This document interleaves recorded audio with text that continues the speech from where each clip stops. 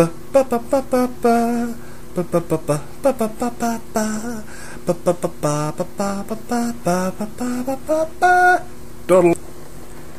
everybody, I am That Dude with the Beard, and today I'll be commentating on Browncoat Eric's, aka Blows Himself Up Dude's, quote-unquote review of Kingdom Come. You know, the 1997 comic book that won a lot of Eisner Awards.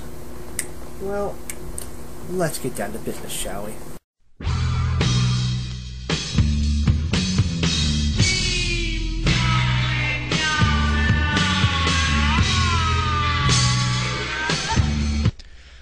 Alright, the thing about Kingdom Come is if you like the Silver Age, you're going to like this book. A lot of people just kind of like blindly are like, I see no flaws, this is the greatest book of all time.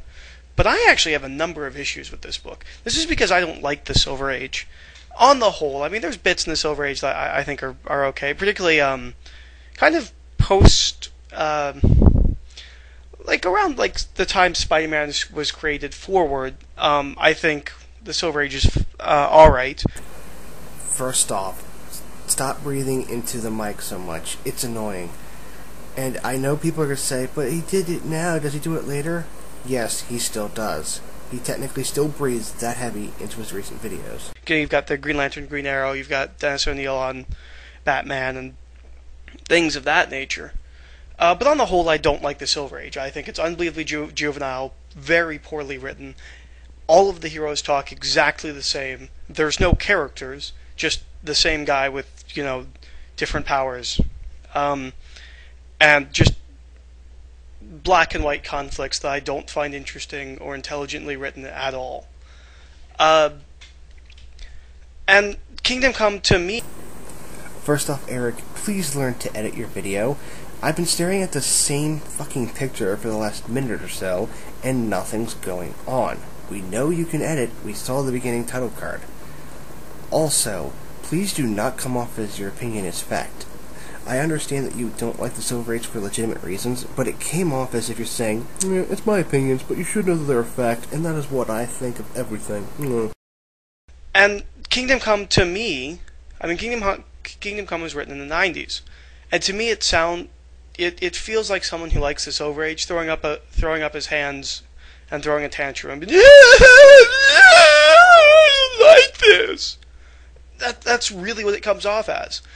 And really oddly enough, Eric, you should really learn how to reread a comic, because when I read it, I got the feeling that I was trying to say, since most heroes in the 90s were vigilantes and didn't give two shits about either villains or civilians, that they were trying to say in this comic book, well, kids, you should really learn to have upstanding morals and be a good person.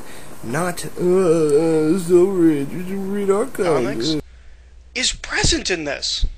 Like, this isn't a Silver Age comic. This isn't, you know, really low-level writing with black and white conflicts and black and white heroes. This is just as bad as everything else.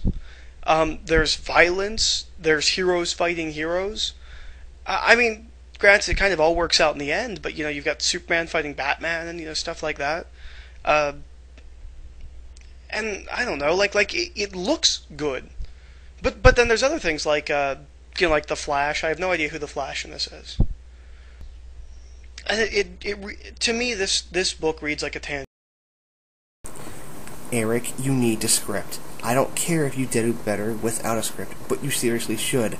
At least jot down notes, because when you fall over your words, skip words, stumble over your own words, it comes off as if you didn't give two shits and you're just lazy.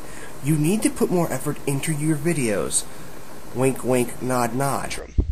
It reads like someone who doesn't want to deal with the fact that comics aren't stupid children's stories anymore.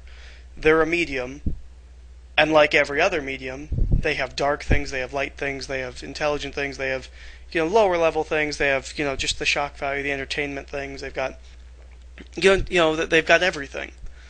And this just, to me, reads like a tantrum. I do think there's some good characterizations in here. Oh, thank the Lord, you actually have positives about the book. I can't wait to hear your explanation for these. Wink, wink. Between Superman and Wonder Woman, Batman's okay. I think Shazam is actually. I think Shazam's probably the best part of this. Uh, but you know, if nothing else, buy this for the artwork. But like I said, if you like the Silver Age, you will like this book. Personally, I thought it was an okay story. I think Watchmen, The Dark Knight Returns, and a lot of other things far surpassed it. Eric, please explain why you like the characters and artwork. Just don't leave it at that. Oh, and great job at pulling out the whole Watchmen card, because so many people are annoyed by the fact that people consider that the gospel of comic books. As a seminal superhero work, I think this is one of the most overrated comics ever written. And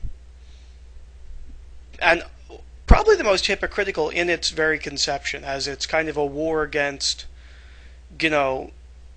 I guess kind of 90s comics, but not really. It's really a war against intelligent comics, and darker comics, and not just black and white conflict comics. While at the same time, it has exactly that. It's violent. It's, shades of gray. It's all the things that this book is complaining about. Alright guys, here's a very short and abridged version of what happened in the comics. Superman went into retirement. New superheroes began to appear, so old ones faded out. Those new superheroes began to kill people, both innocent and not innocent. And guess what happened? Superman and the others saw this, became a group again, tried to reform the other superheroes. Villains got scared, so they decided to launch pretty much a war against the good heroes, so that these newer vigilante heroes would attack them. In retrospect, what happened was a 5-second war, pretty much. This 5-second war not only killed a huge amount of superheroes, but the UN decided to blast them out of the sky with a nuclear warhead. Superman went to the UN, was going to kill them, but an older gentleman decided to tell them that it's not a good idea, because in reality, even if he has the power, it'll just prove that he is no better than the villains. So, does that sound like anything Browncoat Eric is saying? If you said no, then you are correct. It is about heroes trying to make the right decision, Eric. It's about heroes putting themselves not above humanity, but trying to understand what it was like for them to undergo the changes that happened when they were gone. You need to reread the book, Eric, and stop thinking that Watchmen is the best comic. You need to get over your bias. It's showing a lot. So, I don't know. I have some harsh feelings on this book. But, it's just me, apparently, because everyone else on the face of the earth loves this book. So, I'd say pick it up and make your own opinion. Well, guess what happened after this? This review got lambasted by people for accusing him of not reading into the book, accusing him for being biased. And of course, his fans, his White Knighters, said, "No, Eric's perfectly fine, he has no faults, he's the greatest comic book reviewer ever." But let me get my final thoughts on this. 1. Edit and scripting. I know that you might not script, Eric, but it's probably best to do so. At least jot down notes. It seemed like you stumbled over your words a lot because you had a lot of things to say, but you didn't. You should have edited out all the awkward pauses and the times where you breathed into the mic, which easily could have been edited out. B. You need to do research. Badly. You need to go and reread the comic. The fact that you pretty much stated your opinion and then went on with it shows the incredible lack of you actually doing any sort of, research. Trace. You need, and I'm saying this to you, you need to not have a video where you just sat down and did one take. It is quite apparent, even in your later videos, that you do one take and then post it. Try to aim for good quality, not mediocre. And finally, green. You need to stop saying your opinions as fact. It comes off quite harshly that you think that your opinions are fact. There are a lot of videos, including this one, where you assume that everybody will have the same opinion as you. Well, while you do state later on that not everybody thinks the way you do, it is quite obvious in your tone of voice that you think that. Not only that, but you kind of come off like another user. What was his name? Confounded dumbass. Oh no, it was Confused Matthew. Wait a minute. Somebody threw a tantrum? Things ain't what they used to be? Oh my god.